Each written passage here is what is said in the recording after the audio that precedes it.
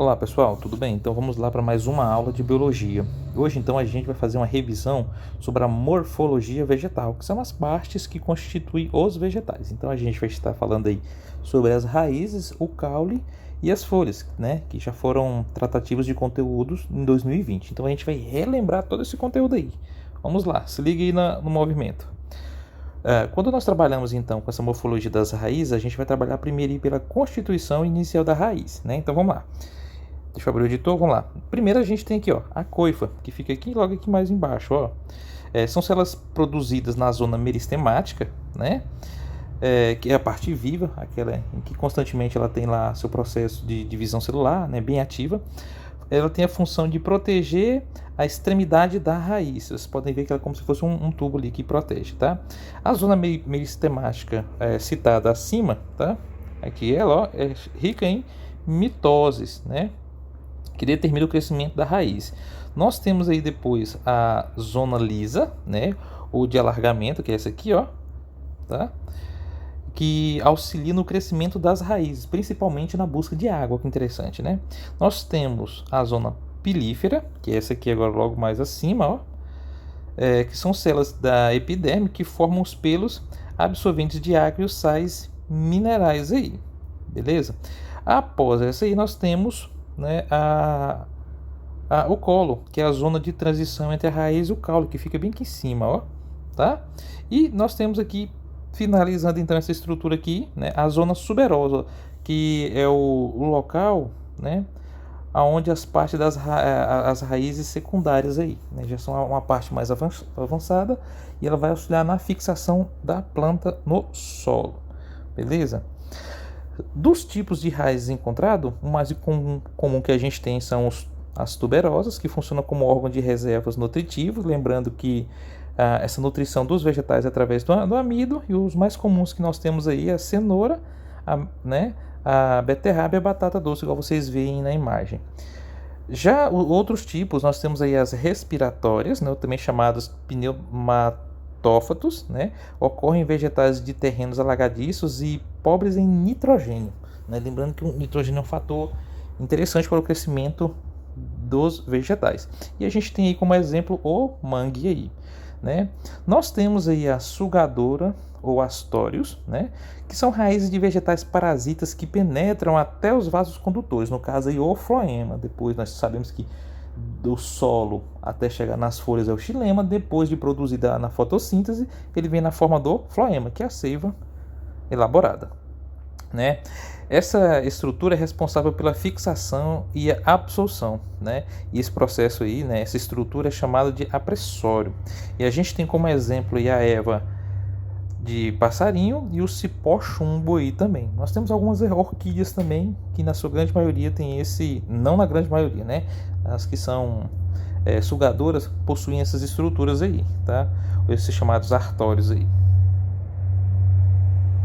Nós temos as raízes tubulares, né, que são achatadas verticalmente, como vocês podem ver aí na imagem, né, ocorrem sobre a superfície do solo antes de mergulharem nele, tá? Tem a função de aumentar a estabilidade de vegetais de grande porte e aumentar a superfície respiratória também dessas plantas. Então, assim, para uma planta dessa, para uma árvore, né, chegar a um vento a derrubar ela, eu vou te contar uma história. Tem que ser vento de mais de 300 km por hora aí. Tá? Nós temos aí as raízes de suporte ou escora, né? As chamadas adventícias, mais comum ela é chamada de adventícias. Em algumas literaturas, quando vocês forem pesquisar um pouco mais sobre o assunto, vocês vão ver que estão lá adventícias. Elas partem diretamente do caule, né? E tem função de aumentar a base da sustentação dos vegetais, principalmente devido às ondas e às marés também, tá? Ocorrem principalmente em terrenos alagadiços, né? E nós temos alguns aí bem comum, tá? Que é o milho, samambaia e a cana de açúcar apresentam então essas características aí, tá? As raízes aéreas são aquelas que ocorrem em plantas epífitas, né? Sem parasitá-las. Olha que interessante. Algumas apresentam revestimento chamado de velânio ou véu, assim chamado, tá? Com a capacidade de absorção à umidade do ar. É um processo biológico bem interessante, né? já que ela consegue então extrair um pouco do material necessário, ela mesma, sem precisar parasitar outros indivíduos aí. E a gente tem aqui, ó, no caso, as orquídeas e também as chamadas sumarés, né? No caule, né, nós vamos ter a principal função dele, que atua como estrutura de ligação entre as raízes e a folha, é um fator intermediário, né? Apresenta os vasos condutores da seiva, o xilema e o floema. Tem ainda as funções de sustentação dos ramos, folhas e frutos, né? Em alguns casos podem fazer respiração, né, e fotossíntese. E o armazenamento de nutrientes. Essas características são apresentadas em plantas de acordo com o ecossistema em que ela vive. Então, na questão do processo adaptativo, muitas vezes nós podemos ter uma variação de espécie e essas espécies elas vão nascer com as características adequadas para um ambiente. Então, se ela tem muito sol ou pouco sol, então o caule, nesse caso, ele pode, em um ambiente que tenha pouca iluminação solar, o próprio caule pode ser um dos representantes da fotossíntese aí, tá? Eles apresentam gema aos botões caulinares, né? Existem dois tipos, as gemas apicais e as laterais, de crescimento e de espessura aí no caso, né? Nós temos aí os tipos de caule. Um deles são os aéreos, né? O tronco, o caule bem desenvolvido, como vocês podem ver na imagem, e ereto, lenhoso e ramificado, característico das angiospermas e dicotiledôneas. Esses dicotiledôneos, pessoal, eu sempre costumo falar de uma forma mais simples para você lembrar. Sabe uma semente? Quando você pega uma semente que você consegue dividir ela ao meio em partes iguais, você tem uma dicotiledônea, né? Exemplo, o feijão. O arroz, por exemplo, é uma monocotiledônea. Você não consegue fazer isso, quebrar ele no meio, né? Dividir ele ao meio em partes iguais aí, tá? Então, e de gimnospermas como o pinheiro do Paraná. Nós temos também a chamada haste. É um caule bem mole, né, que é rico em água, geralmente verde, ramificado, flexível e delicado, né? A haste é própria de ervas, como o funcho erva Santa Bárbara. Tá? Vocês vão ver que até o ambiente desse vegetal é um ambiente mais para o lado úmido, não muito tropical. Tá? Nós temos o stipe, né, que a gente encontra bastante aí nos coqueiros. Nós temos aí, ó, caule cilíndrico, sem ramificações alguma, sem folhas com folhas emergindo apenas das suas extremidades apicais aí, tá? Eles fazem isso porque eles têm que se elevar o máximo possível para conseguir pegar luz solar. E o mais comum que a gente tem aí é o palmito, o babaçu e o açaí, né? Nós temos aí o como, são caules não ramificados, apresentando os chamados nós, e em termos bem nítidos, ao contrário dos estipes. A gente tem aí como exemplo aí o bambu e a cana de açúcar, né? Outro caule que a gente encontra também é o estolhão. Esse é bem pouco conhecido, tá? São caules que rastejam sobre o solo. Em alguns casos emitem raízes adventícias nos nós, na superfície de contato com o solo. Justamente porque que ele faz isso? Para conseguir retirar a maior quantidade possível de água e nutrientes do solo, tá? E nós temos aí um exemplo mais comum, o morangueiro, tá ok? Já o próximo aqui, nós temos aqui os caules subterrâneos, né? Que é o chamado de rizoma, tá? Esse tipo de caule se desenvolve paralelamente à superfície do solo, tá? O rizoma pode surgir várias folhas aéreas. O mais comum que a gente tem aqui então, ó, é a samambaia e a bananeira. Beleza? Nós temos o tubérculo, né? Caules que armazenam substâncias nutritivas aí, apresentam gemas laterais bem visíveis, né? Das quais podem surgir ou brotar novas plantas. Aí o mais comum que a gente tem aí é a batata inglesa e o inhame, tá? Nós temos os bulbos, são estruturas complexas formadas pelo caule e por folhas subterrâneas modificadas. Aí você para pensar, né? Muitas pessoas não sabem que a produção de cebola e alho, né, eles são retirados debaixo do solo, né? Interessante isso, né? E o bulbo simples, no caso a cebola, que possui uma parte central, né, chamada de prato, do qual partem as folhas da porção inferior partem as raízes. Olha que interessante. O bulbo composto, no caso, é o alho, em que cada dente corresponde a um pequeno bulbo aí. Interessante. Nós temos aqui agora o principal órgão depois das raízes, né, são as folhas. Mas sim, as folhas não há fotossíntese e não tem como o xilema, o floema, né, o floema chegar até as raízes para o desenvolvimento então dessa planta. Então a gente tem a folha. A folha é um órgão especialmente adaptado, principalmente para essas funções aqui, ó: transpiração, a gutação, que é a eliminação de água, né, respiração e a fotossíntese. São classificadas quanto à duração em perenes, né, que estão chamadas folhas persistentes, como a laranjeira, e as caducas, como a macieira. Nessas vegetais, as folhas caem e deixam a cicatriz denominada camada de abscisão. Uma folha completa possui essas estruturas agora, ó: o limbo, o pecíolo, a bainha e os estípulas. Beleza? Aí nós temos aqui, ó, logo mais embaixo, a relação dessas estruturas aí para vocês, já qual a gente vai falar sobre elas aí, tá? No limbo, né, que é uma porção laminar com nervuras bem visíveis nas extremidades livres, a gente coloca bem perto do ápice aí, é uma extremidade presa ao pecíolo, né? Olha aqui para vocês terem uma ideia, ó, aqui está o pecíolo, tá? E aqui está o limbo. Opa, que setinha mais linda, né? O limbo ali, tá? O limbo pode ser dividido em diversas partes, tá? Possui aspecto de pequenas folhas denominadas folíolos, sendo no caso chamado de folhas compostas aí. Beleza?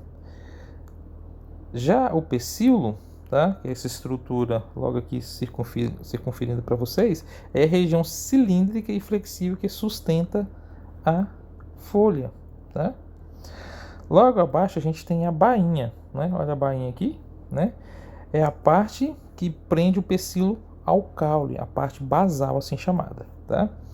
Nós temos aqui a estípula, né, que são essas estruturas aqui, ó, tá? Duas expansões laterais laminares de cada lado do ponto de inserção dos pecíolos, que auxiliam na fixação então dessa folha ao caule aí, tá?